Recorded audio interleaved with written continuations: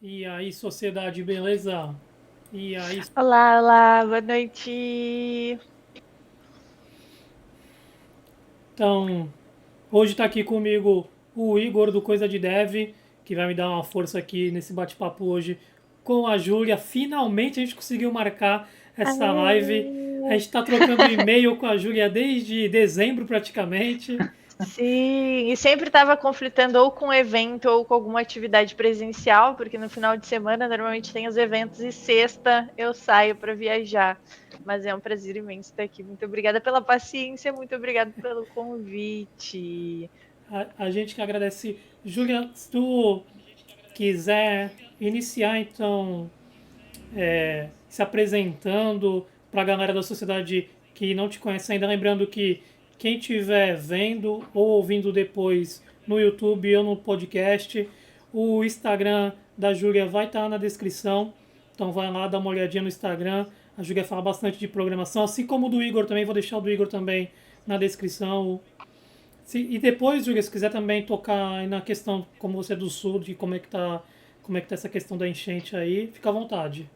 Perfeito. Muito obrigada, Lucas, pelo convite mais uma vez. Muito obrigada, Igor, por dispor desse tempo aí para a gente trocar uma ideia. Para quem não me conhece, eu sou a Esdia, sou criadora de conteúdo, como o Lucas falou. Eu falo sobre programação e tecnologia para iniciantes, da forma mais descomplicada e leve que eu consigo trazer ali, justamente para causar esse impacto de mostrar que tecnologia é para todas as pessoas, que não é algo de sete cabeças, que tecnologia é o futuro e que todos nós precisamos, né, se empoderar, se apropriar da tecnologia para fazer parte do protagonismo de um futuro tecnológico. E eu também sou gaúcha, nascida e crescida no interior do Rio Grande do Sul. E se vocês estão ligados aí pelas notícias, está rolando catástrofes ambientais. Inclusive, minha família foi afetada, estava super nervosa aqui nos últimos dias tentando saber o que estava rolando, se dando tudo certo. Existem várias formas que quem está ouvindo aí pode ajudar. Tem Pix da Secretaria de Estado, de cada tem Pix das ONGs das cidades, da galera do Sul doa sangue, estão precisando de muitas doações de sangue. Então tem muitas formas para ajudar. Amanhã quero ver se dou mais visibilidade para isso, agora que, né, a família se ajeitou, tá todo mundo safe, eu já consigo voltar ali para a criação de conteúdos e dar um toque na galera. Mas tá rolando aí um BO no Rio Grande do Sul e solidariedade total aí, apoio para a galera que está passando por alguma situação. Se eu puder, então, começar falando para a gente um pouquinho da tua formação, como é que foi aí estudar programação, que é muito difícil a gente ter mulher nessa área e ainda mais mulher criando conteúdo. Hoje você tem um público imenso aí que te segue. Então, eu sou bacharel em sistemas de informação e também sou mestre em engenharia de computação. Só que eu tô sempre estudando, eu sou uma pessoa super curiosa, super acadêmica, então eu nem conto mais quantos cursos eu já comprei, quantos cursos eu já fiz, quanto material eu já estudei, quantas pós eu já comecei. Que pós eu tenho um pouquinho de preguiça de fazer TCC, eu não sei vocês se vocês já fizeram graduação, mas o TCC ele cansa, ele humilha. E aí eu fui lá e fiz dissertação, né? Então as pós eu tenho feito pelas disciplinas e aí chega no trabalho de conclusão eu penso, ah não, tô cansada. Mas, bem como tu disseste, Lucas, no sentido de termos poucas mulheres em tech, eu também não considerava a carreira de tecnologia como uma possibilidade. Eu nem sabia que tecnologia era uma carreira, na verdade. Eu achava que a gente usava computadores, usava tecnologia, mas eu não conseguia imaginar que existiam carreiras, que existia. E aí a gente viaja longe. Eu não conseguia conceber que existia alguém que estudava para criar um circuito, para fazer parte de um hardware. Eu não sabia que existia a galera do software que coda alguma coisa ali para ter uma interface, e eu não fazia ideia de que tinham tantas camadas e tantas profissões envolvidas com os equipamentos eletrônicos que a gente usa no dia a dia. Eu fui descobrir naquela famosa feira de profissões. No interior é muito comum, assim, eles pegam um busão, vão nas escolas públicas e te levam para conhecer as profissões que uma universidade universidade tem, as opções que tu pode fazer de curso para estudar e tal. E aí foi numa dessas feiras de profissões que eu estava em dúvida entre fazer biologia, entre ser professora de ensino fundamental, pedagogia, né? Estava pensando em várias carreiras comuns, advogado, contabilista, essas coisas. Foi ali que eu olhei o curso de tecnologia. Na verdade, eu vi diversos outros cursos que eu fiquei assim, uau, eu nem sabia que isso existia. Não sabia que era possível sonhar em ser determinadas coisas, assim, era coisas muito fora da minha realidade. E aí a importância, né, dessa conexão, né, com a escola pública e as universidades e levar a galera para conhecer profissões, conhecer possibilidades de carreira, porque eu nem sabia que existia isso. Aí foi numa feira de profissões. Só que eu fui assim, tá, legal, vamos ver o que, que tem lá. Só que eu sempre fui aquelas alunas multidisciplinares.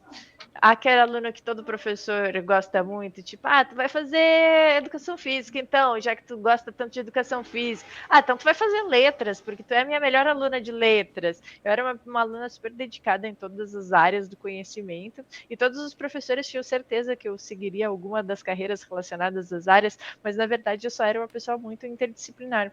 E eu estava procurando uma carreira interdisciplinar, algo que não me restringisse a um domínio de conhecimento. Por exemplo, eu não queria só estudar física. Eu queria algo que eu conseguisse ter liberdade criativa para transitar entre antropologia, pedagogia, sociologia, humanas, todas as ciências humanas, e também ter o lado exato para equilibrar. Foi ali que eu descobri tecnologia, porque quando eu passei na banquinha da tecnologia, poxa, um bacharel em sistemas de informação, ele pode exercer N profissões.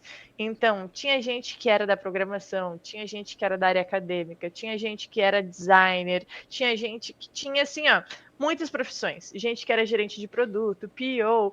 Então, ali eu já vi, opa, tem uma coisa aqui na tecnologia, possibilidades, liberdade, possibilidade de construir coisas, né? Eu gosto muito de resolver problemas práticos, aplicar o conhecimento teórico na prática, ver resultados. Eu gosto de construir coisas. E aí eu enchi os olhos, né? Eu comecei a trocar ideia com os veteranos, que eram todos homens. Eu não lembro de ter nenhuma veterana mulher na feira de profissões, mas isso nem me chamou atenção, assim. Eu fui descobrir que a área de tecnologia era masculina camadas depois. Aí, assim, troquei muita ideia, e foi quando eu troquei ideia que tinha gente falando inteligência artificial. E eu lembro que eu tinha visto recentemente, eu sempre gostei de sci-fi e ficção científica, sou apaixonada por terror e ficção científica no cinema, e aí eu acompanhava, por exemplo, minha fissura era na saga Alien, eu não sei se vocês já assistiram. Tem um Alien, daí, desde 1979, eu acho que tem esse filme. Eu era fissurada no Alien, assim. E aí, Alien é pura tecnologia, e tem uma mina ali que protagoniza toda a situação, que é a capitã da nave e tal. Então, ela era muito tipo, eu queria ser ela. Então, quando eu comecei a conectar, poxa, olha só, eu posso construir coisas, tecnologia. E aí eu já liguei direto com NASA, com hackear, imaginário super criativo de uma adolescente, né? Me empolguei super com a área. E aí entrei, mas sem saber o que esperar, porque até então, né, eu já tinha acesso à internet, mas já tinha blog. Eu lembro que na época os bloggers estavam em alta, tinha as blogueiras que tinham enfim, blog sobre coisas textuais. Eu acho que é nessa época que nasce o conceito de blogueira, né? Ali por 2010 que estoura as blogueiras e tal. E aí eu já tinha um blog que eu compartilhava os trabalhos da escola, que eu compartilhava o que eu estava estudando, que eu escrevia que eu personalizava o CSS, porque o blogger deixava, botava várias coisas piscantes, tu entrava no meu blog, estourava um emocore com coisas piscando e tinhiririm e muitas coisas, assim, muita informação, horrível, horrível aquilo. Mas eu já tinha interesse ali, né? Quando eu olho para o passado, assim, revisito essas memórias, eu penso, olha ali, eu já estava flertando com a tecnologia de uma maneira indireta, personalizando um blog, botando um tema, botando um template e tal. E aí entrei crua em sistemas de informação. Eu não sei, vocês já fizeram graduação? Tô terminando a minha agora, inclusive. Tá, e tu já entrou sabendo, assim? Não, eu vi que eu tenho uma base muito boa, né? Inclusive, a Sociedade Pinguim foi criada num curso técnico, então a gente tivemos uma base muito boa. Nosso técnico parecia uma graduação, de que cobravam da gente, né? Aqui as Sim. ETECs aqui no estado de São Paulo, elas cobram bastante no curso Poxa, técnico. que maneiro, até que é da hora. E aí, no curso de sistemas de informação, logo que eu entrei, tu encontra de tudo, né? O cara que já deve sênior de 10 anos de experiência, que tá ali só para ter uma formação e se aprofundar tecnicamente ou academicamente. Tu tinha eu, que nem sabia ligar um computador direito, assim, lutava inimiga da tecnologia. Tinha todos os públicos, porque graduação é isso, né?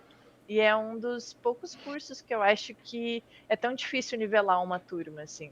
E aí tem uma primeira barreira, né? Eu me sentia super constrangida, eu não tinha notebook, eu nem sabia que dava para ter notebook, eu estava indo nos desktops, assim, e eu cheguei, todo mundo já tinha notebook, todo mundo. Então, foi um choque. Mas eu acho que uma experiência bem traumática que eu tive, que é engraçado. Hoje eu lido com uma situação engraçada, porque eu era já meio atacada das ideias, já era tipo, tá tirando com a minha cara? Foda-se. O que acontece? No meu primeiro dia de aula, eu cheguei meio atrasada, né? Tive que passar para fazer a matrícula e tal, na secretaria. E aí, entrando nessa coisa de mulheres e tecnologia, né? Eu cheguei atrasada na minha sala de aula e eu já fui entrando, porque eu tinha certeza que era ali a minha sala de aula. O professor, pera, curso de pedagogia não é aqui. E Nossa. eu, ai, mas que desaforo! Ali eu só olhei, não, vim fazer sistemas de informação. E pá, me soquei para dentro da aula, clima hostil. Aí eu paro para perceber, tipo, vou escolher alguém para sentar de dupla, que eram as carteiras em dupla, né? Aí que eu levanto a cabeça assim, que eu vou olhar, só tem homem, mas eu fiquei com aquilo estranho, né? Estranho. Fiquei com aquilo. Em nenhum momento eu tinha cogitado que tecnologia era um curso masculino. Mas aí a gente passa eventualmente alguns perrengues, né? Porque é isso. Às vezes ainda temos que enfrentar alguns perrengues, mas não tive, eu fui a única aluna da minha turma, né? Aí, eventualmente, depois nas próximas turmas começam a chegar outras meninas, mas eu fui a única mulher da minha turma e fui sozinha até a formatura. Tem um fato interessante aqui que eu não falei em off, mas a gente já se encontrou pessoalmente. Ai, Campus Party? Campus Party ano Campus passado, a gente estava na mesa Party. do. Como é que é o nome dele agora? O Atos. O, Ai, adoro Atos, se Ah, adoro estiver Atos. assistindo aí. Quinta onda. Manda um salve Isso, pra nós. Eu não sei se estava isso na não é mesa do hora do Quinta Atos estar Onda. dormindo, que ele e a Jéssica dormem cedo. Mas eu amo eles. São amigos que a tecnologia me deu, os eventos de tecnologia, né? Conheci eles nos eventos. E até hoje, assim, são meus parceiros para viagem, para Campus Party, para rolê no meio do mato. Do nada a gente aluga umas coisas lá para as regiões deles, assim, se enfia no meio do mato e é isso. E aí a gente desconecta da tecnologia, faz umas trilhas. Adoro. Baita, E, a- baita, né? é. Comunidades de tecnologia, eventos unindo pessoas. E aí lá na Campus Party tu falou que começou, quando tu começou, tu fez muito site aí para pequenos empresários e tal. Tem tudo um rolê aí. Dá pra dar uma resumida e contar um pouquinho pra gente aí desse rolê todo? Claro, claro. O que que acontece? Entrei na graduação, né? Eu era bolsista integral, mas tu ter uma bolsa de estudos não te garante a permanência. Tu precisa fazer dinheiro para se permanecer estudando. E aí eu já tinha algumas responsabilidades financeiras e eu precisava trabalhar. Só que eu estava trabalhando no comércio. E a gente sabe que comércio não comunica com tecnologia, é um trabalho totalmente mecânico.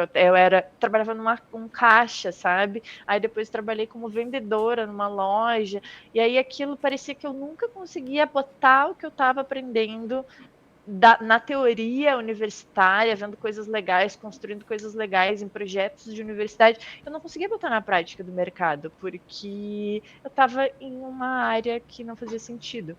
E aí eu pensei, eu preciso monetizar, preciso migrar, eu preciso entrar na tecnologia, não posso ficar perdendo tempo. E aí que eu começo a olhar para as possibilidades de carreira freelancer. Já no primeiro semestre, a gente tem aula de HTML e algoritmos. Pelo menos eu peguei essas. Eu fui ali a dedo, selecionei. Eu sempre fui do avesso também. Eu ia lá e eu que montava a minha grade. Eu ignorava o que o aconselhamento do professor coordenador fazia.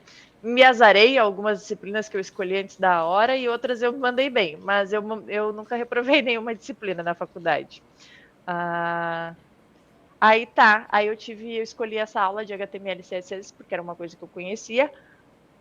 Aí eu pensei, pelo menos uma unidade de conforto eu vou ter que ter nessa faculdade. Eu não sei nada, mas eu lembro que HTML era um negócio que eu mexia no meu blog.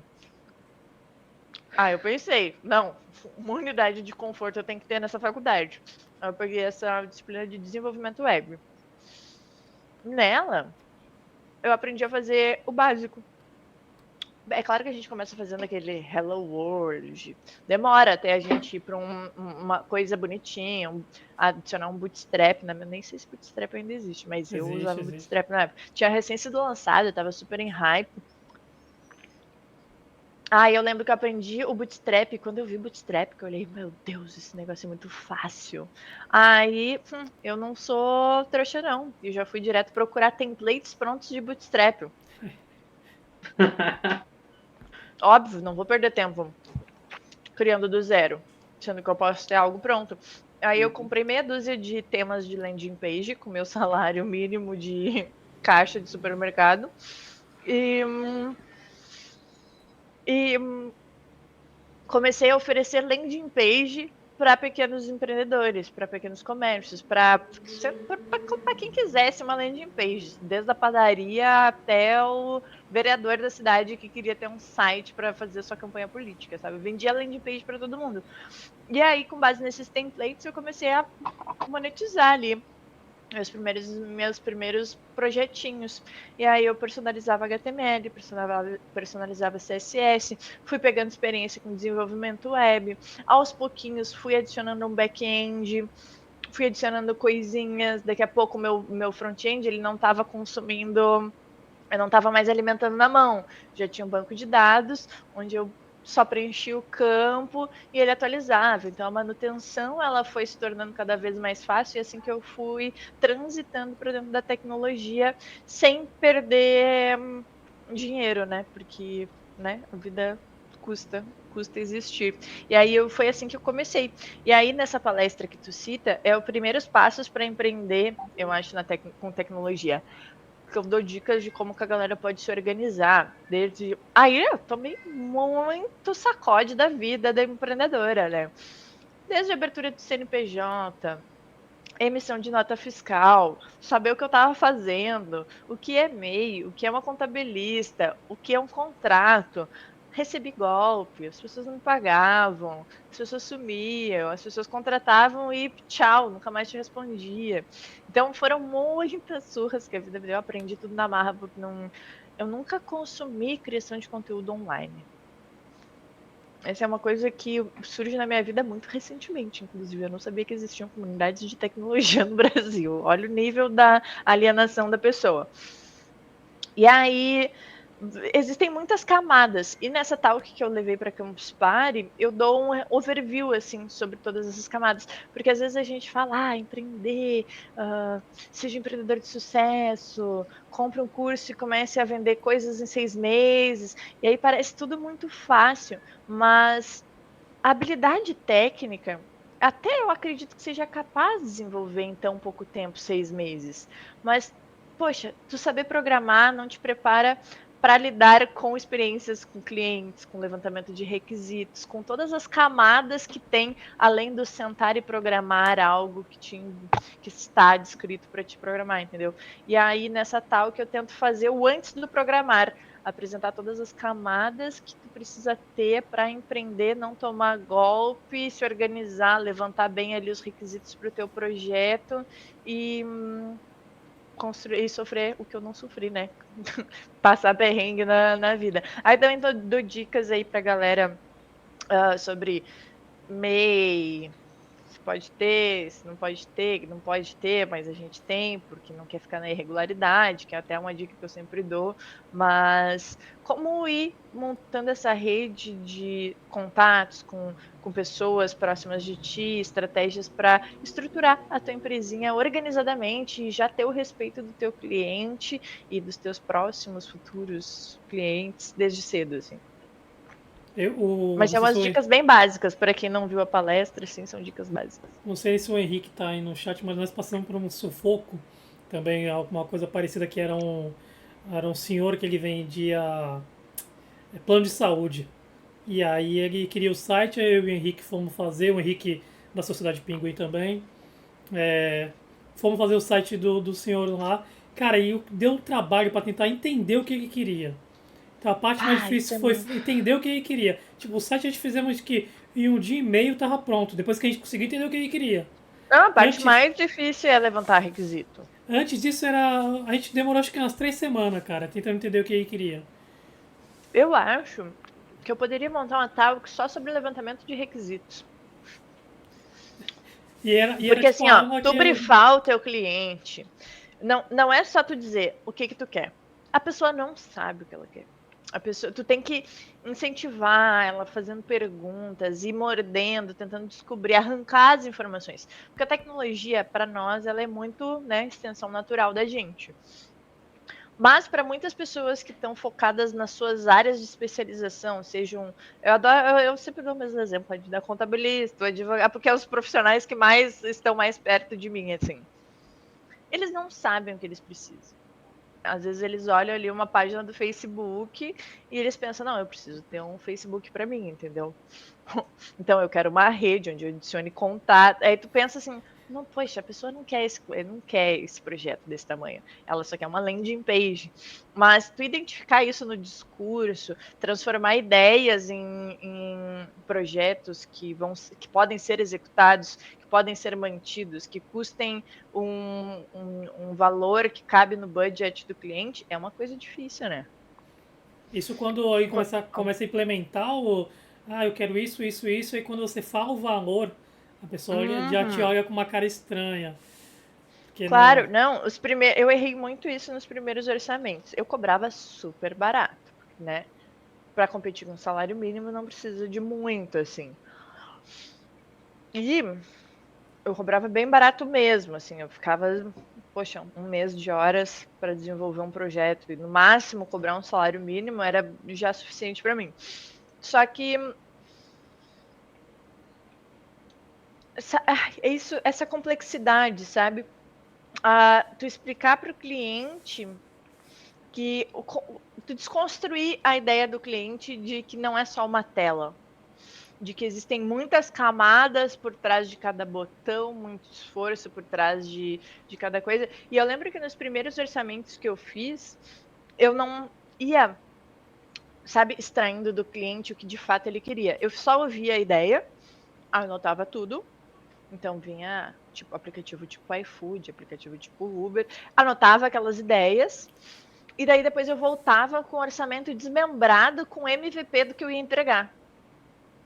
E aí a pessoa caía para trás, eram projetos que eu descrevia, vou levar um ano para fazer esse É, projeto, vou te entregar um pedaço por mês, e a pessoa ficava assim, meu Deus, não é possível. E aí eu me frustrava muito porque perdia muito tempo, né, fazendo, desmembrando a ideia, construindo plano, e aí isso é até uma coisa que eu falo, assim, isso também pode ser um produto, passou a ser um produto, uma fase da minha vida, que era modelar ideias. Tu vinha com a tua ideia e eu modelava ela no papel. Eu dizia, isso aqui é um módulo, isso aqui precisa de tal e tal requisito, e criava um documentão, e essa pessoa ia captar investidores para desenvolver a ideia. E eu não fazia o desenvolvimento da ideia. Isso também se tornou um produto para mim numa fase, assim. Então, existem muitas possibilidades de monetização, a gente só precisa estar com os olhos atentos e também com a língua afiada para fazer perguntas, para descobrir, para trocar ideia, porque empreender a gente pela gente, a gente não vai ter um especialista em pessoas para fazer perguntas, são coisas que a gente vai aprendendo com a experiência. chegou um momento aqui na minha cidade que tem uma empresa de software grande que tem deve ter uns 30, 40 funcionários, que eu tinha o contato deles, e aí eu, quando aparecia esses projetos loucos, eu passava o contato para eles. Falava, ó, liga lá na Summer e vê lá com eles. Uhum. Fala que foi o Lucas que indicou, porque eu não vou conseguir te atender, não. Que a pessoa às vezes queria um mercado livre, cara. Ela queria um bagulho parecido Claro, com o Mercado Livre. as pessoas sonham e elas não veem a complexidade tecnológica por trás de um sonho. Eu acho justo sonhar, mas é foda. Às vezes o nosso papel é botar o pé das pessoas no chão e dizer, ei, ei, não é tão simples. Mas eu gosto muito de trabalhar com tecnologia e gosto muito de projetos complexos. Hoje eu só faço parte de projetos muito complexos e isso traz bastante da minha realização profissional. Mas como freelancer é muito importante a gente entender as nossas limitações e principalmente, né, escopar cada entrega e transformar em um produto para ser entregue em camadas e tal. Existem muitas discussões e tudo isso eu aprendi na faculdade, porque eu nunca tinha feito uma unidade de curso na vida, assim. Eu aprendi tudo na faculdade. E às vezes as pessoas perguntam, né? Ah, mas vale a pena fazer faculdade? Depende. Eu aprendi tudo que eu usei ali nos primeiros anos, era o que eu estava aprendendo na faculdade e aplicando no mercado. Mas é isso, tem que ter esse exercício de ouvir e olhar para a tua vida e aplicar. Não ficar só na teoria. Porque a faculdade ela nos dá muita teoria, muita teoria, muita teoria, muita teoria. Quem tem o dever de transformar a teoria em prática somos nós. É isso que eu fazia, assim. Toda disciplina que eu tinha de pô, deixa eu lembrar um nome, engenharia de software, eu acho que era uma disciplina que era totalmente teórica, ela era só sobre documentação, levantamento de requisitos e processos da engenharia de software no sentido de construção de software, né?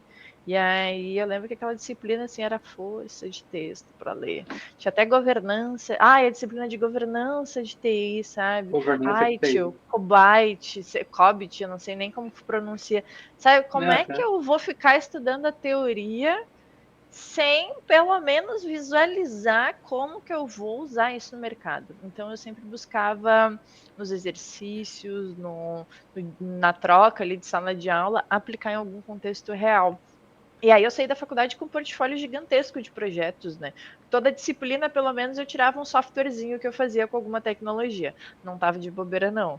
E ainda fora os projetos de extensão que eu fazia à parte, fora as coisas vozes da minha cabeça que eu desenvolvia, que eu tava sempre com uma ideia. Tipo, eu vivia uns perrengues com o busão, e aí na disciplina de inteligência artificial, por exemplo, o professor ensinou a gente a fazer um sistema especialista, treinei a minha IAzinha com as linhas do busão que eu mais pegava, com todas as linhas de busão que passavam na minha rua, e aí eu só dizia para a IA, quero ir para tal lugar, tal hora. Ela me dava a linha do ônibus e a hora que eu tinha que pegar o busão, entendeu? Para chegar a tempo. Então, são essas coisas, a gente vai resolvendo problemas práticos da nossa vida e vendo como que a teoria encaixa na aplicação da vida real. É isso que dá a pitadinha de uou, fazer graduação faz sentido. Vamos entrar agora na parte da polêmica? Ó, tem polêmica. Tem. Vamos lá. Tu fez uma postagem lá alguns meses atrás sobre. Era uma aplicação do Google que subiu uma máquina pra galera rodar Python. Pra galera que tinha uma máquina mais O fraquinha Google rodar, Colab. rodar Python. E aí a gente foi lá e comentou que era muito mais viável hoje você rodar o Python dentro do Linux e por conta de ter N distribuições, são inclusive para máquinas bem fraquinhas. E aí depois disso eu até fiz um vídeo mostrando como era fácil rodar o Python dentro do Linux, porque ele está nativo. Hoje você baixa qualquer distribuição, o Python já vem instalado. A única coisa que você precisa fazer, de repente, se fizer uma versão mais nova, uma versão específica, mexer nessa questão de versão. E aí eu queria te Daí, perguntar que você explicar pra galera. explicar pra galera é que, galera, eu sou desenvolvedora .NET, time Windows, nunca botei uma unidade de dedo no Linux, peço até vergonha, porque eu sou super do comunidade de open source e tal, mas não uso o Linux. Mas é justamente porque o caminho que a minha carreira me empurrou foi para ser desenvolvedora .NET, e não só isso, eu desenvolvo .NET para Windows Forms muitas vezes. Aí eu Nossa. preciso do Windows para executar. Vocês não estão ligados do que é tentar rodar um Windows Form no Linux? O negócio me deu uma dor de cabeça, mas já aconteceu num projeto de eu ter máquinas Windows. Mas assim, não dá. É um esforço muito grande eu usar Linux hoje para trabalhar. Mas tu não teve nenhum outro contato nem na faculdade? É isso que ainda fica. Não, a faculdade a gente já tinha aquele plano. A faculdade tinha uma parceria com a Microsoft que dava licenças pra gente É, de Windows e a Office. Eu tinha licença de tudo, assim, era bem interessante. Mas eu cheguei a dar aula em um projeto social que usava Linux, porque era computadores da prefeitura. A prefeitura normalmente não tem dinheiro para comprar sim. licença, né? E aí eu lembro que eu dava aula, mas era editor era IDE, não, eu não me relacionava com o Linux. Eu nem sabia que Só. tinha Python nativo. Eu não faço ideia do que o Linux pode nos oferecer, assim, como dev iniciante, principalmente. E tem tanto projeto. Hoje, por exemplo, essa tem uma distribuição brasileira chamada Big Linux, que o Bruno ele implementou antes do Electron, ele criou junto com o Python também o Big Bash View. Hoje você consegue fazer tela para o Linux usando HTML, CSS e JavaScript, junto com esse Big Bash View, e fazer toda Olha, uma interface gráfica. Que da Isso antes do não, não hora. Electron. conhecia. O Big Bash View do Bruno do Big Tá, e o Linux. Linux, ele tem várias distribuições, é isso? Ó, vou me colocar aqui na Aí, posição de quem faz perguntas. Linux tem várias distribuições, né? Eu isso. sei que tem. Eu lembro que tinha Fedora, nem sei se Fedora era Linux. Fedora ainda Eu existe. lembro de Fedora e eu lembro de Ubuntu, que foram Ubuntu. dois que eu cheguei a ter uma relação próxima. E aí, cada um é para rodar numa configuração de hardware? Como é que funciona? Não exatamente. É porque, como é software livre, né? Então, o que acontece é que, por exemplo, o Ubuntu ele vai usar uma interface gráfica diferente. Então, por exemplo, Ah, o Ubuntu tem uma empresa por trás dele, que é a Canonical, e que inclusive fez várias parcerias com a Microsoft. E até, se eu não me engano, estava dando para rodar .NET dentro do Ubuntu. O Windows Form eu acredito que não. o .NET ele é multiplataforma. A única coisa Sim, que não é é multiplataforma é o o Windows Windows Form, Forms, que é o que eu Eu ainda tenho tive um bastante problema também mercado. com. Eu também tive problema com o Windows Form no meu técnico, porque eu tinha C Sharp e aí a minha máquina era Linux. Tinha eu e mais duas pessoas que usavam Linux no meu técnico de 40. E aí, por exemplo, quando o primeiro módulo teve lógica de programação em C++, e aí, e para rodar C++ no Linux? Eu achei um vídeo de uma mulher ensinando em espanhol como compilava junto com G++. Aí, ó. Aí a gente até fez conteúdo depois disso e Não ensinando como é roda que... C++ no Não, Linux? roda é que não tinha conteúdo em português ensinando. Então, eu Que achei um da conteúdo em espanhol da mulher ensinando. Hoje a gente criou conteúdo aí, tem até forma sem precisar abrir terminal, usando a IDE lá, o Jenny, que é uma IDE que também é software livre, que hoje você dá um clique e ele já roda o C++. Mas o C Sharp com Windows Form, de jeito nenhum. E aí eu tive que fazer dual boot na época para poder fazer. E eu gostava mais das aulas de Java, então a galera até tira um sarro, porque o Java eu conseguia rodar. Então tudo que eu fazia nas minhas aulas, chegava na minha máquina com Linux e rodava o Java numa boa. Então eu tive vários problemas com. Todo mundo fechava a aula de Java, todo mundo de cubico. Eu lá, felizão. felizão rodando em já. Hey, se roda na E os Linux. caras lá. Aí quando chegava a aula de C Sharp, vamos lá, Galera. nesse, né? Fora as tretas que eu tinha com os professores. Tem um gato passando aqui na frente, ó.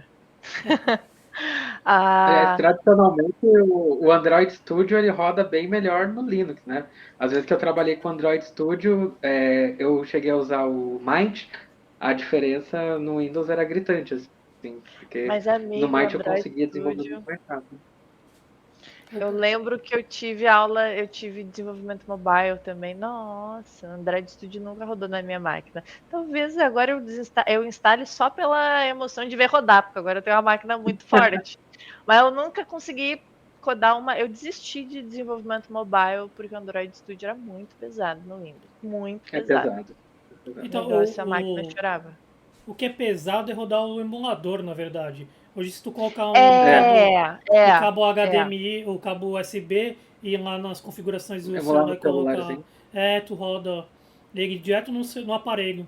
Então, hoje, qualquer maquininha mais fraca, se tu fizer isso para rodar, Já tanca. já, mas também, eu também sofri com Android por conta disso aí de precisar rodar. A gente fez usando, eu não vou lembrar agora o nome, não sei se o Henrique tá ainda no chat aí, o nome da IDE, mas era mó gambiarra que nosso TCC do técnico foi uma aplicação.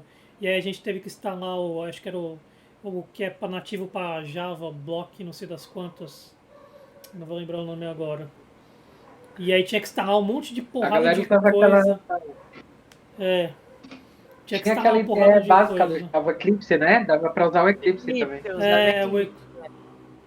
mas não era o Para Eclipse, era uma desktop outra, era que era Block, Eclipse. não sei das quantas. E dava um trabalho desgraçado para rodar aquilo. Sem contar que a máquina também não aguentava. É, então a gente foi sofrido. Hoje, né, se eu Sofremos, soubesse, sofremos. se eu soubesse disso do celular, a gente teria feito até um TCC melhor. Na época que eu fui aprender desenvolvimento para Android, eu nem celular Android tinha. Eu tinha um daqueles teclado QWERTY, que eram. Porque É, que nem era Android, era alguma não, coisa que rodava ali, mas não se chamava Android era um ainda. sistema Mas era algum sistema em Era Java, Java. né? Nokia, né? Era Java, era Era Java. Java. Eu lembro que eu era leiga e eu sabia que aquilo era Java. Eu lembro, é Java. Mas que doideira, né? Como evoluiu as paradas. Porra, hoje a gente tem um celular mais potente que o meu computador da infância, assim. É, É. eu Bizarro, É lembro né? louco, né? A de. gente que veio de lá de trás é o celular assim. Pô, Snapdragon. memória, pô, escolhe memória pro celular hoje em dia, né? Quantidade de O, memória que vai ter no celular. eu lembro de usar o Não, caixa eletrônico do Itaú e ver que aquilo era Linux antes de saber o que era Linux. Que sabe o que é aparecia Linux o. também? É a urna eletrônica. A UNA também. Eu me É. enfiei, fui escalada para ser mesária, caí no arra. Fui mesária, né, gente? Aí tem lá a função filma ali para ver se tá tudo lacrado, confere. E aí eu inicializei o sistema da É, urna. aparece o Muito da hora. Daí tu pinguinzinho. vê o pinguinzinho ali, ó. É, E a galera tu, muito puta, dizendo que eu não podia filmar. E eu, pode sim, tem que filmar, tem que mostrar que é Linux. E a galera não entendendo nada, tipo, como que assim, por ela que tá que tu quer falando? filmar? E o Linux? Foi engraçado, A, foi engraçado. a própria Não sei o que Justiça eu tava esperando, Eleitoral. era óbvio que era Linux, né? A própria Justiça Eleitoral já fez. Como é que se diz? Acharam uma vulnerabilidade, eles, a Justiça Eleitoral, numa vez, e eles fizeram uma implementação de segurança dentro do kernel do Linux. A própria Justiça Eleitoral. Que da hora. Ó, massa. De tipo, pô, isso é o poder do open source. Tipo, tu acha um bagulhinho e aí tu já Contribui a resolver o problema de todo mundo. resolve o problema de todo mundo. É. E às vezes É, isso vira debate, né? Porque, tipo, teve um que eu peguei que foi dos chips Intel que tinha um problema nele que era. Como é que se diz? De engenharia lá, que tava dando acesso. Não sei se vocês lembram desse BO. são tantos Não BO que lembro. assim, ó. E aí ele. É, o No que mais tem é. de Que arquitetura. mais Os tempo.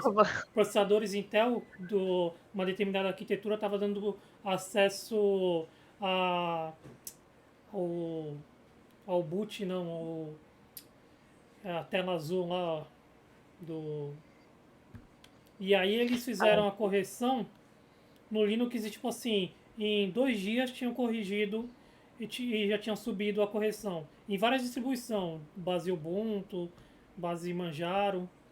E no Windows só saiu a correção 3 dias depois. 3 ou 4, não, uma semana depois. A correção no, Não, no e update.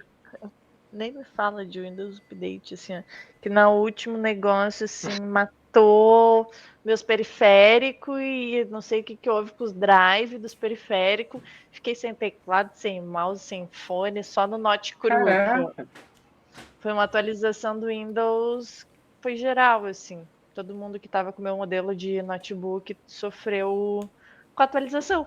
Foi isso. Subiram o deploy aí da atualização e não Nossa. testaram. Ah, foi uns 2 dias sem trabalhar direito, assim, foi bem complicado. E aí a última atualização eu fiquei um dia sem computador porque acabou, assim. Eu não entendi até hoje o que aconteceu, mas ele simplesmente parou de inicializar. Aí eu tive que reinstalar a BIOS depois da atualização do. Nossa. Olha ali o neném rapaz. aparecendo. Caramba. Ah, Era exatamente isso. Ele dava acesso a BIOS lá no. Esse erro de arquitetura da Intel. E aí eles demorou acho que uma semana no Windows, no Linux foi 3 dias, uma coisa assim. Foi um dos poucos casos que. Também teve agora o do Z alguma coisa que é. Só que só atingiu o Linux mesmo, que era um programa que estava dando acesso ao SSH, que também foi corrigido uhum. rapidamente. Ah, o ZSH? É, o ZSH, né? Tá, e por que falam que o Linux não tem vírus? Agora nós vamos entrar numa polêmica, hein? Que É? é porque tem vírus? Tem. Só que, por exemplo, eu desde 2009, 5 anos de Sociedade Pinguim, pode botar mais 2 aí, 7 anos, nunca aconteceu de pegar, de ter que formatar a máquina porque É, deu problema com vírus. Pá, eu já me enfiei numas é os 6 ciladas assim. anos, né? Entendeu? Eu me Mas enfiei em cada acontece uma. de ter, por exemplo, mas normalmente quando tem é para atacar servidor, não é para atacar desktop. Então tu não vê muito caso. Eu acho Talvez que é porque não desenvolvem vírus para Linux? Qual que é a noia? é porque quando é para atacar desktop, eles vão tentar atacar o que tem uma ampla margem, né, de ataque. Tipo, tem muito mais usuários de Windows hoje. Eu não digo mais de Mac, né, que a gente já está superando o Mac, já está indo para 4% de usuário de Linux, vamos ultrapassar o Mac agora. Provavelmente, o que tudo indica que a gente ultrapassa esse ano. Então, eles vão tentar criar o vírus para que ataque a maior possibilidade, né? Então vamos supor que tem 20, 90 e poucos por cento, acho que é 90 e pouco ainda de Windows. Eu vou criar o vírus para atacar a maioria. Ah, faz E sentido, faz eu acho sentido. que nem Deixa eu Para lá. dar um roubar oi pro dados e chat tal, ali. né? O Zardoc chegou aí no chat. Olha o Ah, Zadok. tá me expondo? O Zardoc tá expondo meu café da manhã, que eu posto sempre cuscuz de café da manhã. Adoro cuscuz. Lá Hello, na, Zardoc. lá na comunidade também nunca tive nenhum caso de ninguém chegar falando que pegamos o vírus, o que eu faço? E outra coisa que tu perguntou foi sobre games, né? Que eu lembro. Deixa eu até acessar aqui o ProtonDB. Nós vamos já ver aqui ao vivo quantos. Hoje, mais de 20 mil jogos estão rodando no Linux, segundo o ProtonDB. Mas o Hoje, O LOLzinho LOLzinho não tá tá entre rodando no Linux? eles. O LOLzinho não tá entre cara, um eles. LOLzinho não. Um LOLzinho aconteceu ontem, inclusive, que deixou a gente muito puto lá, porque ele tava rodando. E aí a Riot implementou. Como é que é o nome agora? Teve Guard. um O Vanguard. upgrade. É. O Vanguard. E aí ele parou. Tá, e Por qual é conta do que é do Vanguard. Vanguard? Que nem isso eu tô por dentro do Vanguard. Que ele era. Ele basicamente chegou para isso, né? Para remover quem estava usando o Linux e o Wine. Que o Wine é um programinha que faz Olha isso, é polêmica, hein? a interpretação.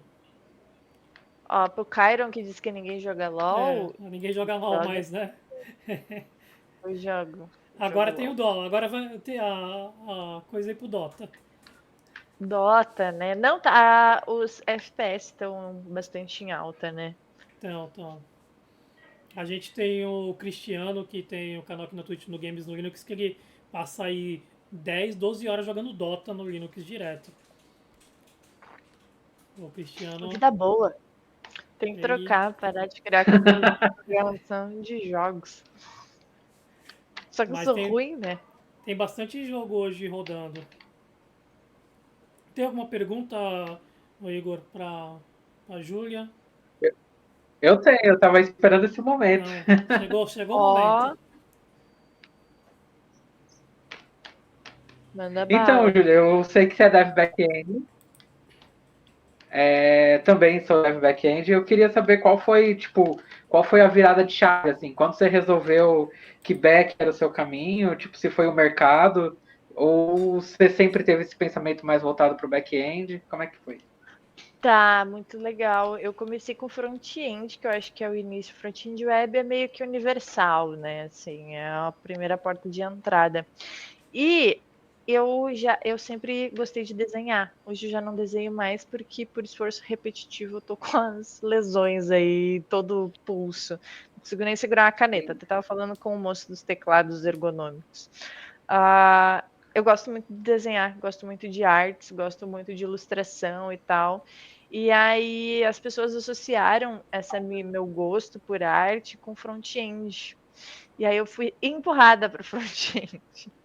Porque eu tinha um bom gosto, de qualquer forma. Logo que eu aprendi, eu fazia landing pages bonitas.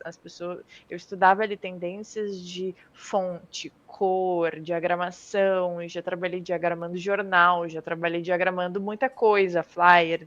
Então eu tenho uma noção visual, ok, minimamente. E para uma iniciante, unir ali HTML e CSS com essas noções visuais foi um prato cheio para o mercado, assim. E aí todo mundo reforçava assim que eu tinha muito dom para front-end, que eu tinha que ser front-end, mas toda vez que eu via alguém programando back-end, até eu, quando eu construía diagramas de classe, ficar pensando a relação das coisas, como que tu vai fazer a arquitetura do teu sistema, como que tu vai botar design patterns, enfim, todas essas camadas de discussão, elas me deixavam muito mais curiosa do que debater experiência de usuário, debater cores do sistema, sabe, o que eu quero casar, vai muito mais pro lado humano o front-end no momento que tu vai se especializando, né? Se tu quer ser um profissional excepcional, tu vai ir além da linguagem de programação, tu vai visitar ali experiência do usuário na tua tela também, né? E isso me parecia muito mais interessante ir para o back-end, estrutura de dados, algoritmo, otimização algorítmica, enfim, toda essa coisa me parecia muito mais interessante. Mas só que daí quando eu fui para o mercado não tinha espaço, porque eu já estava uma boa front-end, daí eu estava frustrada, tentava ir para o back-end, não entendia nada, porque depois que a gente entra no mercado, a gente passa a lidar com sistemas que já estão construídos. E olhar para o back-end de um sistema que está pronto, sendo iniciante, choque, tu entra em choque, não tem como entender. Poxa, tô aprendendo orientação a objetos e tu me larga num código COBOL, que nem é paradigma orientado a objetos. Eu olhava aquilo assim, não fazia o mínimo sentido. E aí eu ia tentar entender. As pessoas do back-end, porque é só isso, é porque é só isso, é porque... E aí eu fui repetindo cada vez mais para, realmente back-end não é para mim. Eu acho que talvez programação não seja para mim, eu não tô feliz sendo front-end. Aí eu tava assim super desmotivada, não ficava a vida inteira ali pintando botão, era só isso que eu fazia e codando tela de formulário, porque eu odeio codar tela de formulário, porque é muito sem graça, não tem nenhuma criatividade em codar uma tela de formulário. E aí foi assim que eu fui descobrindo que, pô, não vou ser programadora, se é sobre isso, ser programadora. Aí, só que antes disso, eu transitei por várias outras áreas, né? Aí eu fui analista, aí eu fui suporte, aí eu fui tudo que tinha de possibilidade na empresa, até que uma pessoa me ensinou back-end. Me ensinou, então, lembra o Portugal que tu teve em algoritmo Zoom? E eu lembro, era muito boa. Então, agora a gente vai transformar o Portugal em uma linguagem de programação. E aí me passou C. E aí, poxa, agora faz tudo que tu fazia em Portugal, faz com C. Tá vendo quando tu compila? É a mesma coisa que esse sistema aqui, tela preta, que tu tá vendo em COBOL. É a mesma coisa, só que o teu não tem a complexidade que o nosso tem. E aí eu fui agregando a complexidade, fui entendendo como é que funcionava a programação back-end, e aí foi paixão de vez. E aí eu nunca mais mexi, pintei um botão em uma tela. Aí eu fiz um mestrado já voltado para back-end, né? Que eu fiz engenharia de computação. Aí eu me aprofundei em complexidade algorítmica, desempenho. Aí eu desci nos níveis que nem precisa, que nem tem por que eu ter descido, que era mais nível de memória, assim. Aí codei muito em assembly no mestrado, que era para entender bem como é que funcionava o coração da programação, mas né, sem necessidade, nem recomendo perder tempo com isso. Mas aí eu gosto de back-end. E principalmente desempenho, escalabilidade, essas palavrinhas mágicas que todo desenvolvedor back-end fala, arquitetura, desempenho, escalabilidade, performance. O Izardoc São perguntou DDD, aqui. MVC. Oi? A gente tem umas motos passando aqui que eu não tô entendendo isso. O Izardoc perguntou aqui se terminou de pintar a casa. Ah, não. Onde é que tá? Eu não vi essa pergunta. Ah, ali, achei. Então, eu pintei a minha parede de cinza, que foi a live que eu fiz pintando a parede e resenhando. Mas eu não tô gostando desse cinza, eu acho que eu vou pintar de preto. E aí eu vou pintar o teto também de preto, porque eu sou a psicopata da cor preta. Tudo na minha casa é preto, com preto, no preto. Então as paredes são pretas, com móveis pretos e decoração preta, gente. É assim, vocês entram, parece que estão entrando numa balada, assim, é tudo preto. E Dark aí mode. o meu office foi o único que ficou grafite. E aí eu fiquei na dúvida se eu passo preto ou se eu mantenho grafite, aí eu não terminei. Mas essa semana eu tava pensando em terminar. Respondido. Falta terminar. Ih, falta todo o segundo andar do apartamento ainda. Que eu nem sei o que eu vou fazer, mas eu tô pensando em desenhar pelas paredes. É que eu não tenho tempo, né? Eu sou uma artista cansada. Trabalho o dia inteiro, aí chega de noite eu começo a olhar. Porque eu tenho paredes brancas. Meu apartamento tem poucas divisórias. E aí ele tem muitos espaços grandes com paredes brancas gigantes. Aí eu fico pensando, o que eu vou fazer nessa parede? Tem sempre essa questão de quando também você está no curso, numa faculdade, eles vê mulher e eles já ligam com front, né? Isso aconteceu também, Ai, né? sim, sim, sim, sim. Sempre dizer, ai, faz o front do que é menina, a gente fica com back. Ai, que ódio. E aí, nessa época, eu meio que aceitava porque era o que eu tinha mais facilidade. Já que eu já trabalhava com arte, né? Eu sabia que se eu deixasse os colegas mais iniciantes em design fazer, eu não ia gostar, ia ter que fazer o trabalho dobrado, né? Ia ter que fazer o back e o front. Então, eu meio que aceitava isso.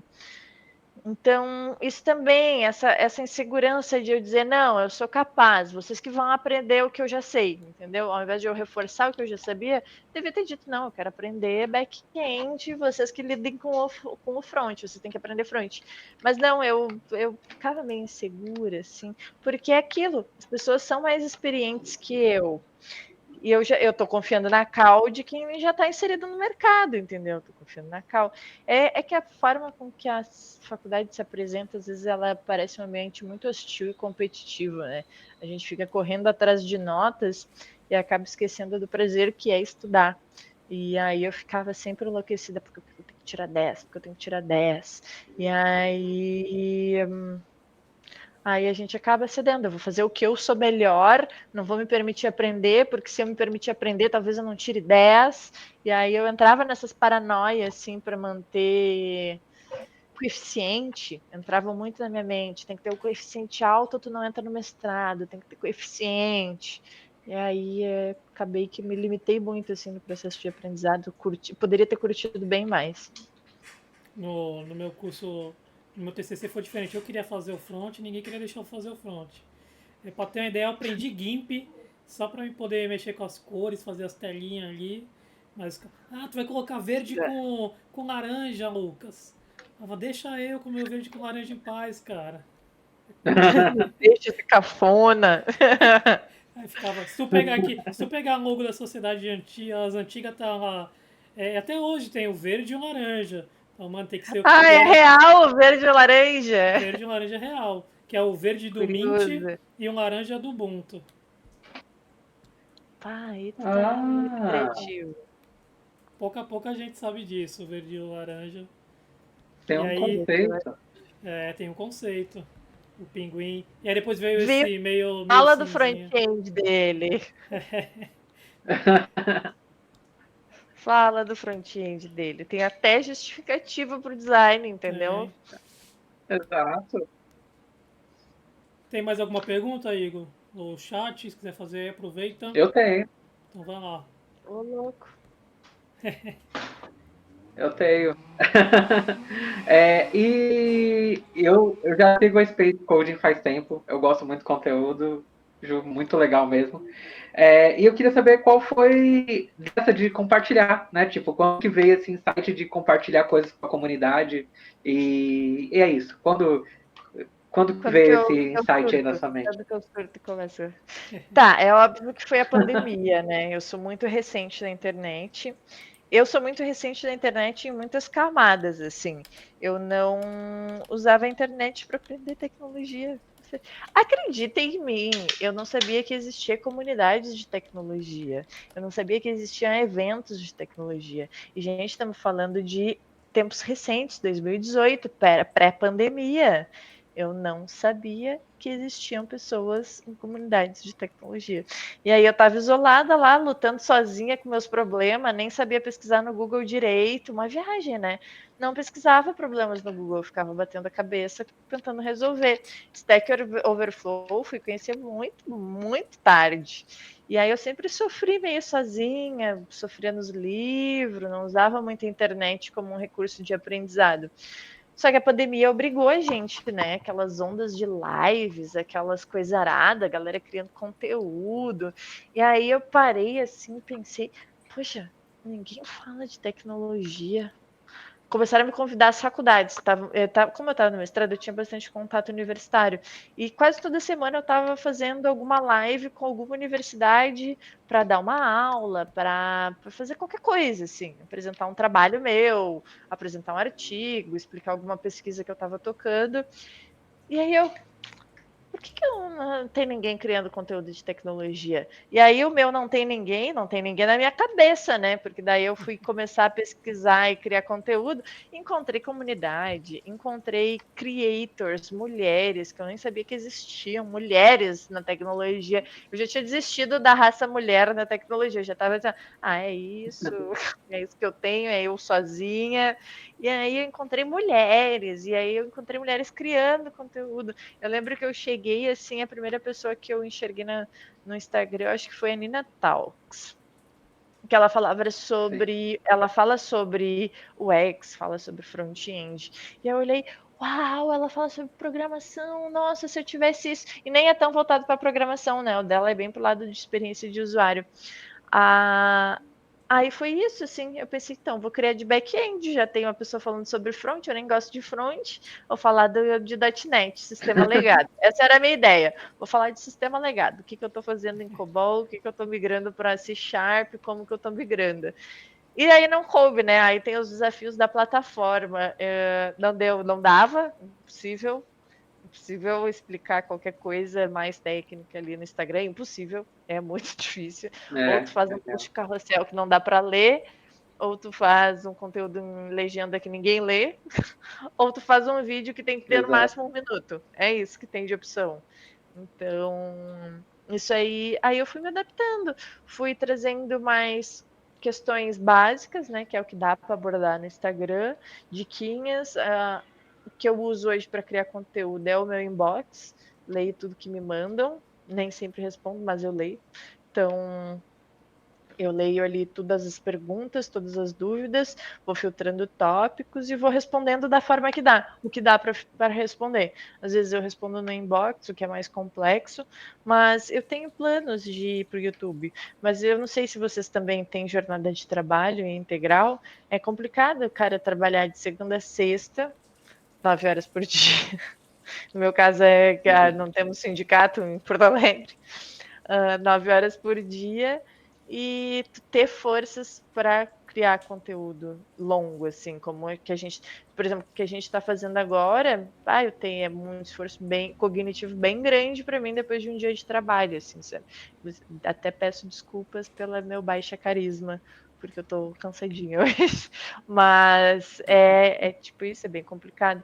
E aí acabou que eu tô limitada ali no Instagram, mas eu tenho muitas ideias, assim, quero gravar curso pro YouTube, eu queria ser a nova versão, tipo, eu me inspiro muito no curso em vídeo do Guanabara, tem muitas coisas que eu acho que eu conseguiria explicar com essa mesma linguagem do Guanabara, que ele não tem na plataforma dele, que eu poderia oferecer como recurso complementar, que eu tenho bastante experiência de sala de aula, né, por causa do mestrado, e é isso. Aí eu tenho ideias, mas eu não tenho tempo e nem saúde para executar.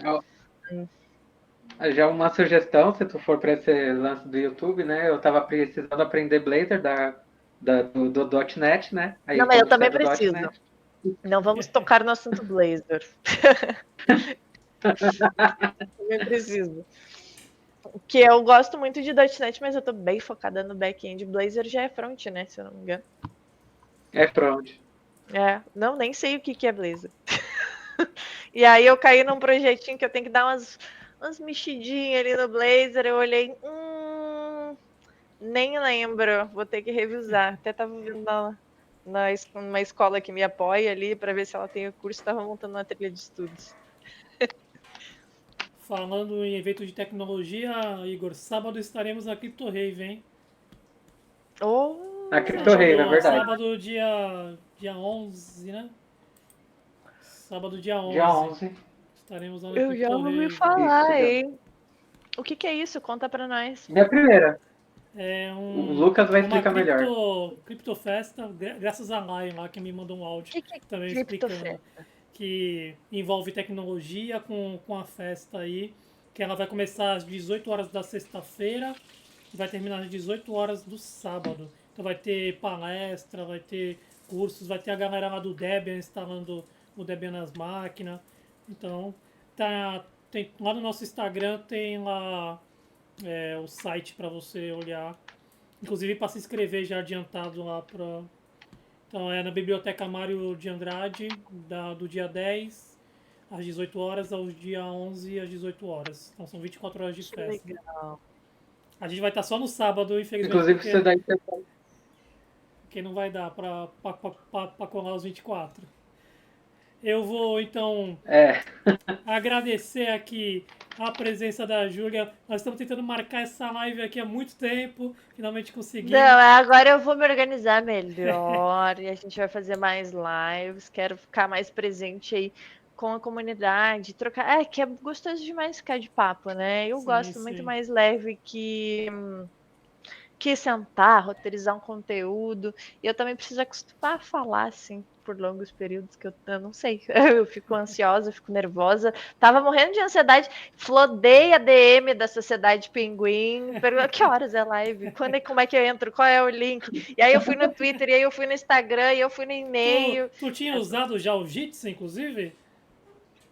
Não, nem Não, é conhecia. software livre o Jitsi. Ele, se eu não me engano, aguenta até 150 pessoas numa única chamada. Ô, louco, e precisa tudo isso. É um Meet, tá? A maioria da galera, quando, por exemplo, a gente chama pra cá, quem foi que teve aqui recentemente que não conhecia? A Deb Dev, teve também com a gente. Teve uma galera, a maioria da galera não conhece. Porque o Google é tricaro. Eu tava fazendo um clube do livro e inviabilizou financeiramente eu ter que pagar as ferramentas do Google para a gente sempre costuma mostrar aí as ferramentas aí, as opções aí que são software livre, que são acessíveis. Então eu vou finalizar a live por aqui, agradecer então a presença do Igor. Quem estiver vendo ou ouvindo depois no podcast, o Instagram da Júlia vai estar aqui na descrição, do Igor também, do Coisa de Dev. Vocês segurem aí, eu vou finalizar a live aqui, agradecer a todo mundo que esteve aqui, o Isadok, o Cairon, o Henrique, a Kátia, todo mundo que esteve aqui com a gente na Twitch. Lembrando que o link da Twitch vai estar na descrição. É isso aí, galera. Muito obrigada pelo convite. Adorei trocar ideia com vocês. E chama Obrigadão. nós mais Pode vezes. deixar. Tô acostumando com fazer live, aí não preciso me preparar tanto. Obrigadão, Vou beijão, encerrar boa a live noite. aqui. Falou, galera.